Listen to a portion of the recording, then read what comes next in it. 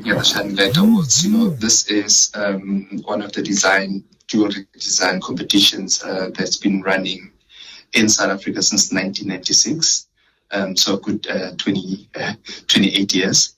And in Botswana and Namibia, we started there around, the 2010, around 2010 onwards. So they're fairly young. So if you look at, the Shining Lights as, I guess as a person, it's very much still a young adult. Being, I guess ages 28, you're really trying to find your way from a career perspective, maybe laying down those foundations. But also in life, you've either made those important decisions or you continue to make decisions that really shape, where you are going.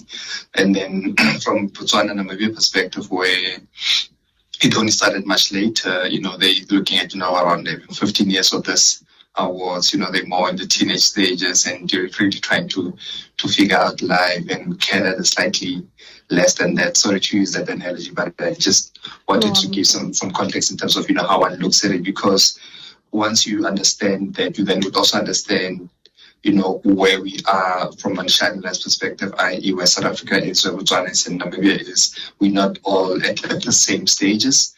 In terms of this development, right?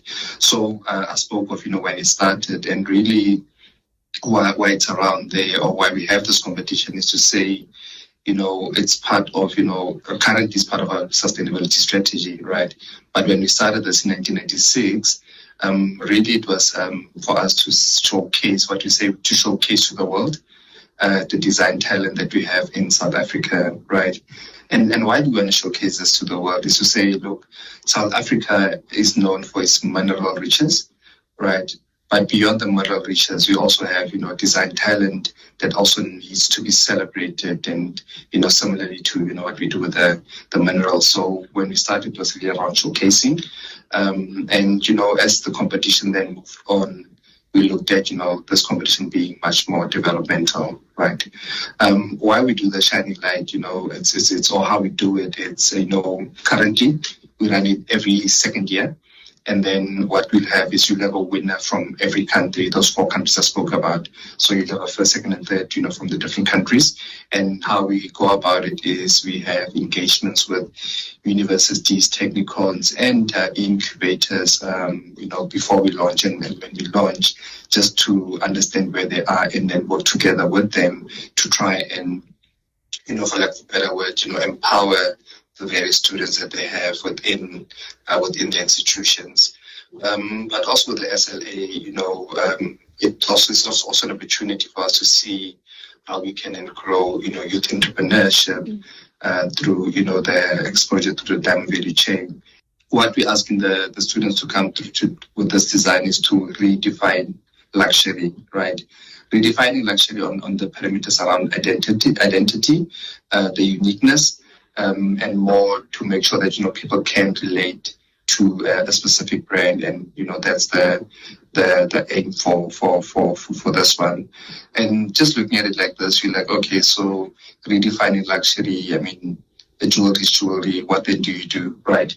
So we then said, okay, let's then look at what other industries are doing, or what other people are doing in other industries, right?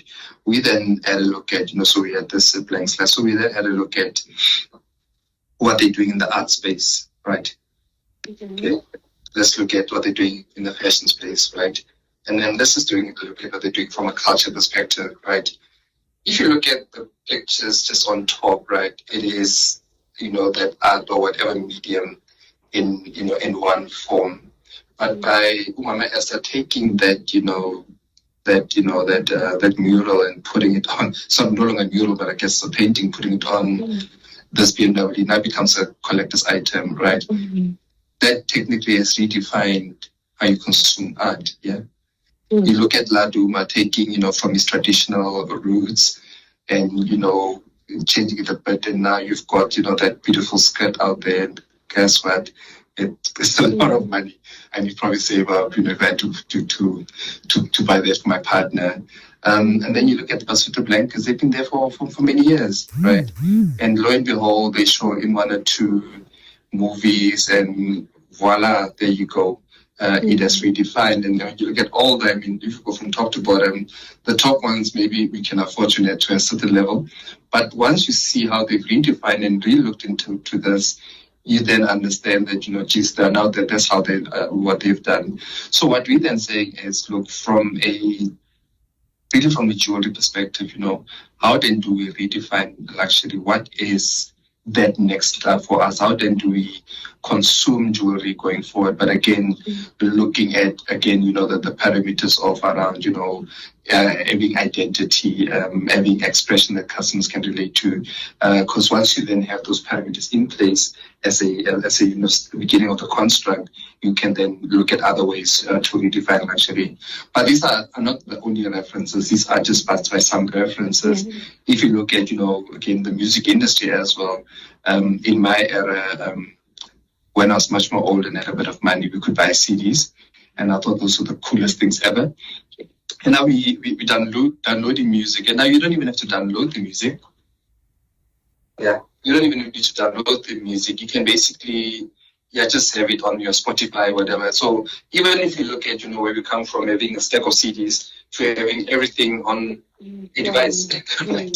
It has also changed. So again, what we're saying is we need to redefine, what we see as luxury, and more importantly, how we consume diamonds and diamond jewelry. So that's the thing for this year, is to redefine luxury. And cultural references are just by one example, but there's different examples that, the students can also have a look at as they engage with the screen. So for this year, we're looking at it slightly different, right? And when we say we're looking at it slightly different is we appreciate that, the entrance to the competition may be at different spheres or different levels of their lives, right? So what we're saying is the competition is open for people between the ages of 18 to 35, right? If I have not won the competition before, at least I can still enter as many times as I need to because I've not won. But my needs then change, and who says to anybody that, Simone, when you win, you want to go to Milan? Do you? I don't know. Maybe you do, but maybe you don't. Right? So that's the thing. Not everybody wants to go to Milan. Not to say there's something wrong with Milan, but maybe it's at the stage that they're in their life, i.e. they started a business, they just started a family, but Milan would not really make sense for them, right? Or do they want to go to get 12-month internship or jewelry skills development? Maybe not necessarily. Or do they want to come to the beers and learn more about the pipeline? Maybe they don't want to do that. Maybe they've got other ambitions, right? So what we're saying is, look, choice is very important, but also what we're trying to do with these ones is to say, let's then look at it, having this to be much more sustainable, right? So we went from showcasing to the development, and now we're looking at sustainability. So that's how the competition has evolved, right? So we are now at the third level. Mm-hmm. So what we're saying for this year is we've got basically three options, right? The first option is for those who are in business or have started a business. We call that mid-career, right? The second option is early career. So those people who are either just done the 3-year diploma and are still looking for much more experience to move on. And I'm saying 3-year diploma because in some cases, not everybody goes to, a university of technology. Maybe some would go to an incubator whereby they do like a 2-year internship. So, they've not done that, but they need a bit more skill. So that will then have to get, early career. And then there's education, which is, I guess, the beginning of the stages whereby some are still in school, i.e. maybe they're doing 3rd year, now they want to do the postgraduate.